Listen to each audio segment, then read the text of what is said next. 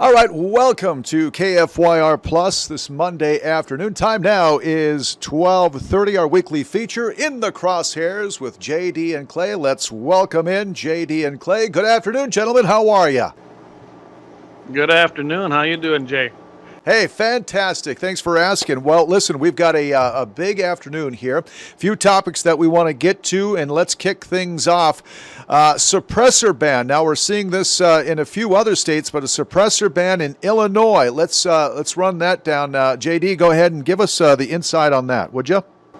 Yeah, so the American Suppressor Association and Silencer Shop are filing a lawsuit in Illinois because Illinois just flat out bans the ownership and use of suppressors. And what they're saying is that it's actually a infringement on your Second Amendment rights because suppressors via the 1934 NFA are classified as firearms. So they're pretty much saying if you're banning suppressors, you're banning firearms, which, according to the court case, New York Rifle and Pistol Association versus Bruin from the Supreme Court, if you're going to try to ban anything or have any gun control, it has to go with the traditions of gun control back when the Second Amendment was written. So I think they got a pretty good case there. I don't recall any gun control happening in 1776. Clay, what's your take on it? Yeah, I agree with Jamie there. The Bruin case was iconic, and it really set the stage probably for more than just a suppressor deal, but I'm guessing that's why they took this, the American Suppressor Association, because this is precedent. When we've got several cases going all the way back to D.C. versus Heller in the Supreme Court now, this is another precedent-setting case. So if they hear this and they are successful, I can tell you what, it's going to be good news for Second Amendment holders. It may even lead to helping us either revamp, change, or eliminate the NFA, which is the National Firearms Act from 1934. A suppressor is nothing but a piece of machinery that you put on your firearm for hearing protection. And, we've had the Hearing Protection Act in the past. Unfortunately, under Paul Ryan and the rest of the rhinos in Congress at that time, we couldn't get that through because President Trump would have signed it. So we're back at square one, but you know what? We'll just run this through the judicial system and see how it goes. Now, how many states do you know or recall right off the top of your head that do have suppressor, bans in effect? 8 of them. And that would be California, Delaware, Hawaii, Illinois, Massachusetts, New Jersey, New York, and Rhode Island. Okay. And so if this were to, the suppressor ban in Illinois, if that were to be reversed, like you said, I think that would set a precedent. Then you could go to those other states and that could possibly help to flip those, right? Absolutely. Yeah, that will be the basis then for all these other states to have cases brought. I'm imagining by either ASA Foundation, it could be NRA, Gun Owners of America, but yes, that's going to be a huge decision that'll essentially nullify pretty much any of those suppressor bans in the other states, just as we saw the concealed issue in New York City recently. Yeah, that would be the catalyst for it too.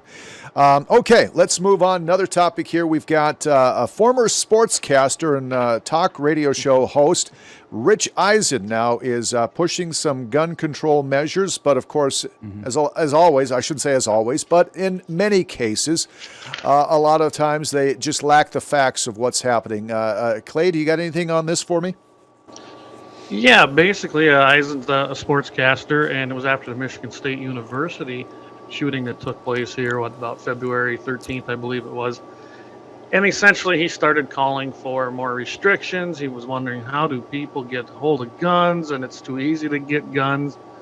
He blamed concealed carry and open carry and constitutional carry, which it's ironic that he was blaming those things, although none of them take place in the state where he's at. They do not have a constitutional carry there. So interestingly, he started blaming the same old things that don't work versus actually trying to get to the root of the problem. Yeah. JD? If you watch the NFL Network, and Rich has a podcast too, he went to University of Michigan, actually, not Michigan State too, but he was going into a litany of things like Clayton said. comes up with the one that always gets me. Great. No one is Yeah. going to take your guns away. We're not talking about hunting. Guess what, Rich? I hunt with an AR-15, so I'm pretty sure you want to take that away. And he, he wants to know, how can we find out who's responsible enough to get a gun and who's not? Why can't we have that law in the books? I can give you one good example of how both sides of this argument wouldn't agree. Let's just say let's just say Trump got elected again, right? And he's like, I'm going to decide who gets to exercise their constitutional rights and who doesn't. I wouldn't be on board with that, and I support the guy, and certainly the people against him wouldn't, right? Just like right. I'm not going to get on board with President Biden and his staff telling me if I'm responsible enough to own a gun. So there is that. And he's talking about background checks. We need a national background checks. Well, we've had those since 1998. And in fact, the Michigan State shooter passed the background checks for both of his handguns. So Rich Eisen he's clueless here. Anything he wants, we already have, and it didn't prevent it. Right. All these high profile shooters, virtually every single one of them, and there's a big list of them here, going from Uvalde back, till whenever, Virginia Tech, all these guys pass background checks. So I don't know what Rich wants. Everything he says, like I said, they did it. And then he goes on to complain about permitless carry in Florida, where there was a shooting there. And they don't even have it there yet. I mean, it's probably going to pass, I can tell you that, but it's not there yet. So he's a smart guy. I'm sure Rich Eisen's probably got a higher IQ than me, but when it comes to common sense and reality, he's lacking, especially in this department, I'm sorry to say. Yeah, no, I agree. Clay, answer me this. Now, I don't know if this, I don't have a very good recall, but didn't North Dakota try to pass here with this legislative assembly an open carry, like in churches and in whatnot? That did not pass, or did it pass? That did not pass, unfortunately. Again, we supposedly have a super majority Republican legislature, but evidently we don't have a super constitutional majority legislature. But yes, they were trying to pass that, and it went down. And we'll probably bring it back again, and we're gonna have to get a little bit more on it. But it's unfortunate that they want to restrict carrying. I don't understand why churches, when we've seen across the country so many churches, Texas probably being the most high profile one, where a guy actually defended all of the congregational participants there with a firearm and saved countless people by taking out the attacker.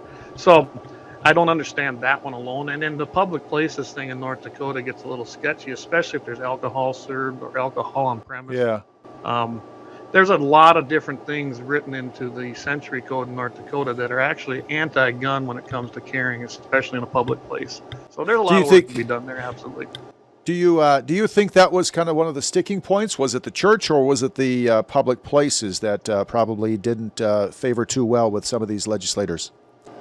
I'm guessing it was the public places, because it wasn't as defined as they'd like to see, would be my presumption is what happened there. I know when you watch the testimonies that took place from both sides, that seemed to be the echoing issue, which I still don't understand. I mean, what constitutes public, what doesn't? It's kind of an arbitrary number, and where it's taking place. And I really don't understand, because if you have a public gathering, as we did when we did NRA events in these two states, was you had to have, if you had alcohol, something like a sheriff or a retired police officer, some kind of security that we had to hire at our expense to have them on scene. So I don't know what other safeguards they want. You already have them. Well, I would say too, Clayton, there are states that you can go into establishments that serve alcohol. You can't just sit in there and drink when you're carrying your firearm. That's against it. But I don't see any problem with that. And as far as public property, and people always have an issue with that. Our tax dollars pay for it. Mine does, yours does, Jay's do. Everybody. If anything, in my opinion, that should be where everybody should be able to do it then, because we pay for that. It's the public's property, and you're exercising your civil right.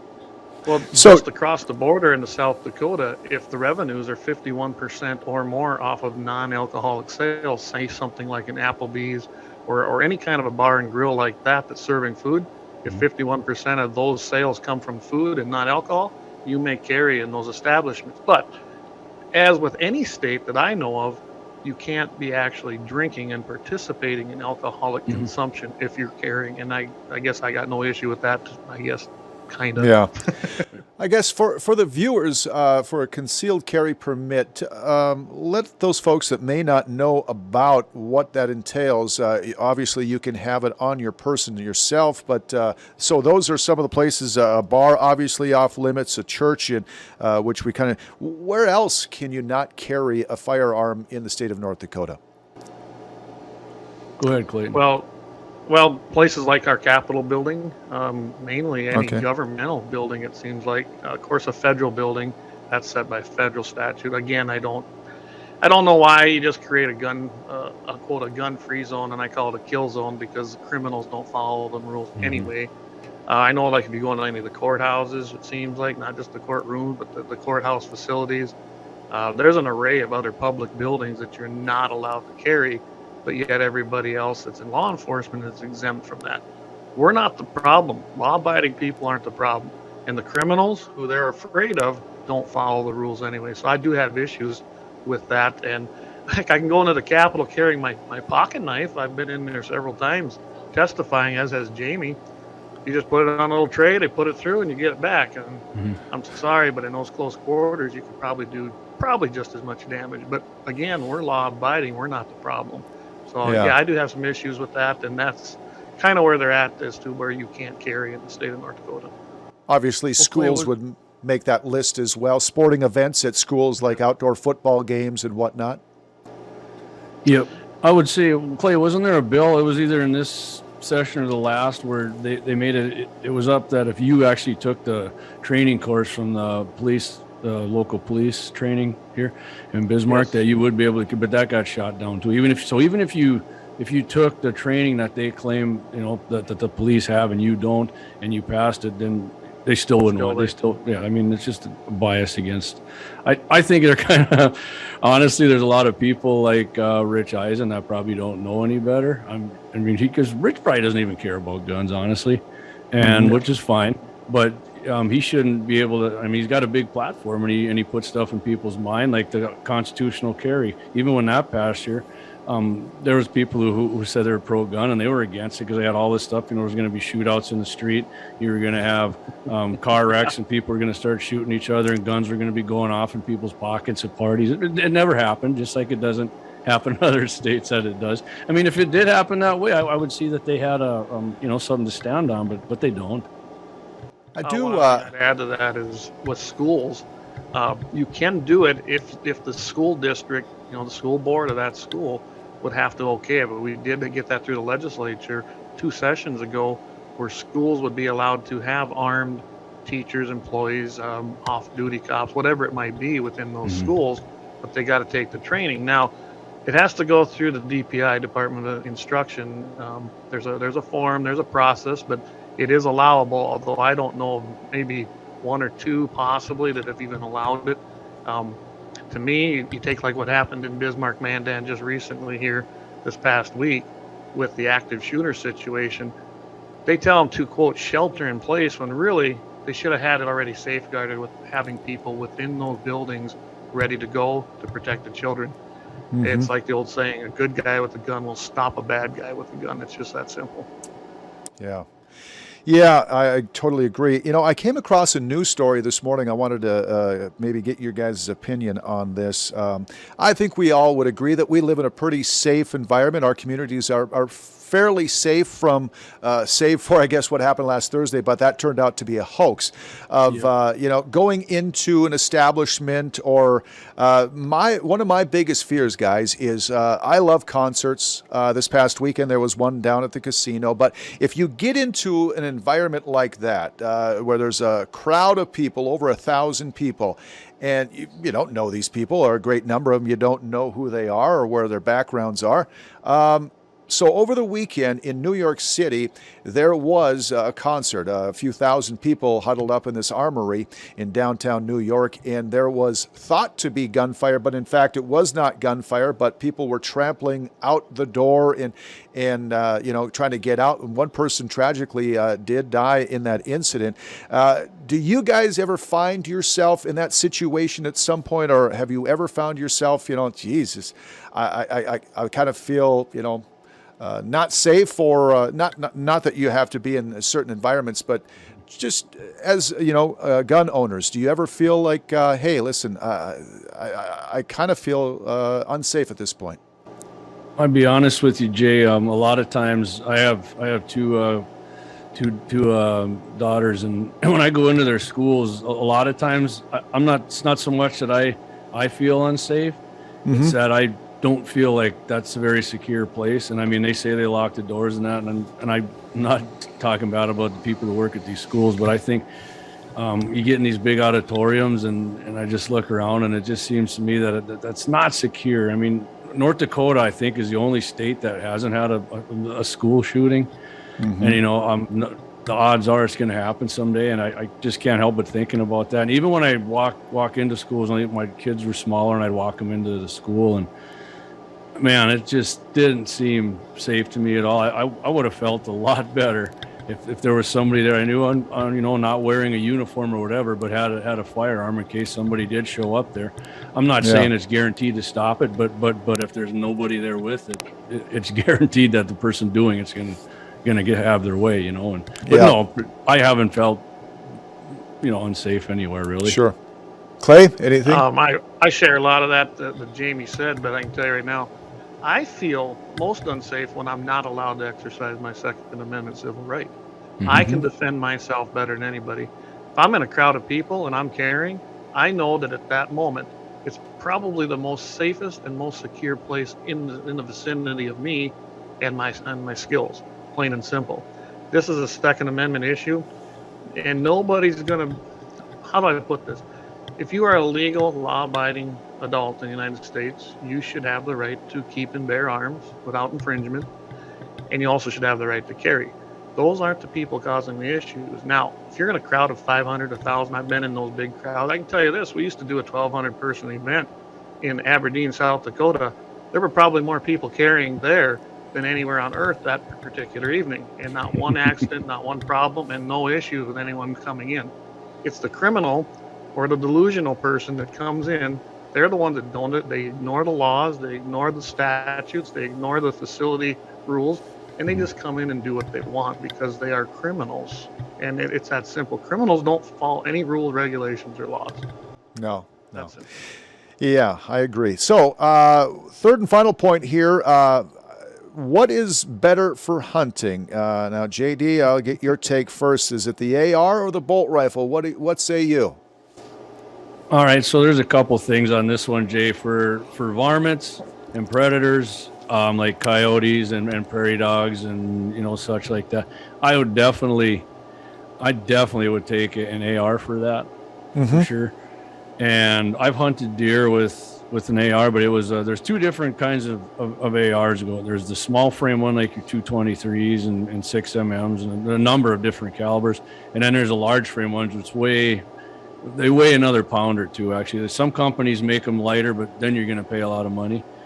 But yeah, it's about half. I go about half and half. But for deer hunting, I actually prefer a bolt action, and I do like AR-15s better than bolt guns. But when you're not hunting or you get done for the day, and if you don't shoot anything, you got there. I think, in my opinion, not harder to eject, but it's more of a pain in the rear end to eject a round in the chamber out of an AR-15 style rifle. But I'm better. It's personal choice for me. I think it's personal choice for whatever type of hunting you're doing. It's a different tool for the job. Clay? Yeah, absolutely. I don't really have a preference. I like them both. I've used them both, of course, extensively. My favorite caliber is a 220 Swift when I'm hunting predators. That's my go-to gun, always has been. And I can tell you in the last 10 years, probably even the last 5 years, the strides that have been made in the AR platforms, especially because they're becoming such a huge choice of the predator hunter for quick, easy follow-up shots, especially now that we can use suppressors, as we were just talking about in North Dakota.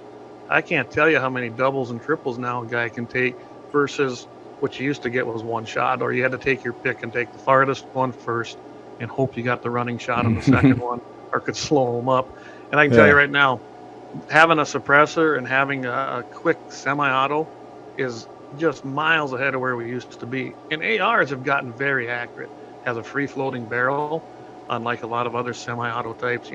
Remington actually makes a semi-auto rifle that looks just like a deer hunting rifle, but I don't think I'd want to use that much because it's not a free-floating barrel, has some issues. ARs, to me, they're hands down going to be a great choice for predator hunting, even deer hunting. I'm not worried about the freeze-ups that some of the guys talk about with the actions, and they're easy to clear. You have a malfunction, boom, you pull that charging handle back and it's cleared. It's very quick, very easy. But either one, I mean, you're always going to have the accuracy debate and the range, but I think that both of them serve the purpose well, whether you're hunting predators or big game, personally. I would say go ahead, Jay, I apologize. Oh, I was just going to say, I know that you both are reloaders. How is the ammunition availability these days? Well, for reloading, I mean, there's some things you can't get, but for the most part, I mean, if you can't get exactly what you want, you can get something close to it. But I'm particular about powders, and I found my powders but they cost. It's almost double, actually. I think it is. The last time I checked on, TAC is what I like to use in semi-automatics. It's a ball powder. It burns clean, but yeah, it used to be like $22 for a pound, and I think I saw it somewhere for 39 or 37, and which is crazy because I stocked up on a lot of it a while ago, and bullets like your particular bullet in my case, finding that is a little more difficult. And yeah. I noticed some primers, I mean, small rifle primers I've found, but large rifle ones are still kind of scarce, and that's ridiculous. Like a brick of those used to be $32, and they're over $100 now. It's crazy. Yeah. So just sniff around, and I find whatever bullets. I'd say this: if you find what bullets or whatever you want, buy it up if you can afford it. Don't say I'll wait till next time, because it isn't getting any better for reloading. Yeah. All right.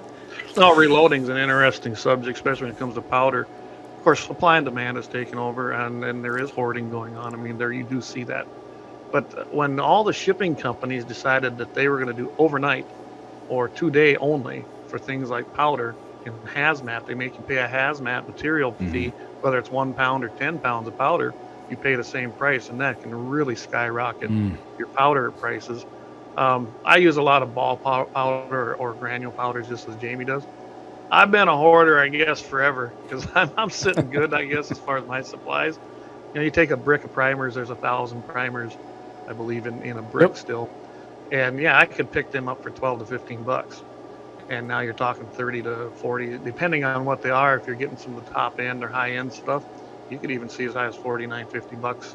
So it's pretty expensive. A brick's over $100. I mean, for large rifle. Yeah, I mean, small rifle, it's even like common ones, not like the match primers, but just I mean, I think for small rifles, which would be your 223s and they're like $90. They're over 100. I know I seen them for over 100 somewhere. I just shook my head and was thinking, man, I'm glad I got thousands of them when I bought them when they were cheap. You can tell I ain't bought any in a while, huh? Yeah, I was thinking. No kidding. Man, Clay, it's been a while for you. Hey, you better get out there and shoot a little more.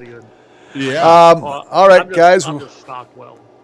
We're about wrapping things up here. Got a few more moments. JD, let's start with you. Final words here for the week in the Crosshairs.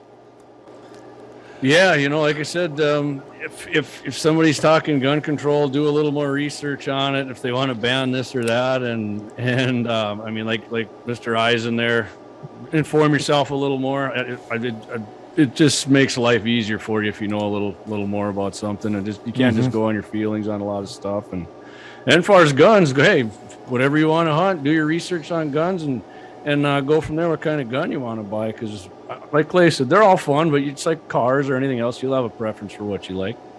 You bet. Absolutely. And Clay, any final words here this week? Well, we got a show coming up here on Friday morning. That'll be at 7:40 Mountain, 8:40 Central Time on KFYR Radio at 5:50 with the Mitchell in the Morning, Todd Mitchell. And I think we're going to try to do some discussion on all the credit card thing possibly again. Well, we did that last week. Super Tag, we'll probably follow up on legislative issues. And then Wednesday, of course, we go live on our YouTube channel and Facebook page. I know we're going to try to do a legislative bill update on firearms. The Kansas Senate actually passed Eddie Eagle. That's one of the things we're going to hit on too. And if you don't know what that is, that's the NRA Eddie Eagle program. It's a fantastic program on gun safety. And then there's been some great successes in Wyoming for Second Amendment, which does not surprise me. And then there's 3-4 other things that are going to come up along with the happy ending of the week, and that airs at 6 o'clock p.m. Mountain, 7 o'clock Central. And you can find us at www.gunsinthe701.com for anything and everything. Well, my ears did perk up on that happy ending of the week. He'll have to fill me in more, but we can do that after. It usually does. Yeah. Gentlemen, thank you so much. Another great installment of In the Crosshairs with JD and Clay. You guys can find out more. Go online, gunsinthe701.com. Of course, they've got their YouTube channel as well, and catch them Friday mornings with Mitchell in the Morning on KFYR Radio. Thank you guys so much, and I look forward to catching up with you again next Monday. Have a great week, everybody. And by the way, it's going to snow. We're getting 3 storms here this week, so get that shovel out, snow blower. So. Oh, yeah. It's ready. Thanks, Jay. All right, guys. Thanks a lot. You bet. One, you bet now.